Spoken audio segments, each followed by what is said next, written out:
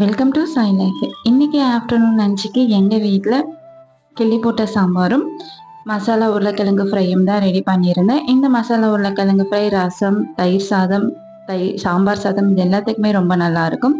மிளகாய் 4, 1 ஸ்பூன் தனியாய்த்தூள், கொஞ்சமாக மிளகு, சீரகம், சோம்பு இது எல்லாமே போட்டு நல்லா வதக்கி எடுத்துக்கோங்க. அது நல்லா ட்ரை ரோஸ்ட் ஆன உடனே ஒரு பாத்திரத்தில் மாற்றிக்கோங்க.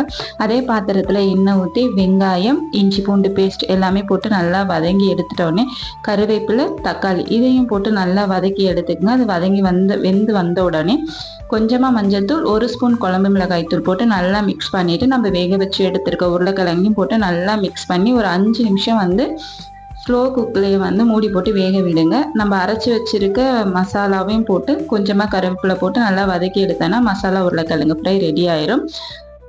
இன்னைக்கு எங்கள் வீட்டு சமையல் இதுதான். உங்கள் வீட்டு சமையல் என்னன்றது முடிஞ்சால் கமெண்ட் பண்ணிடுங்க. தேங்க்ஸ் ஃபார் வாட்சிங்.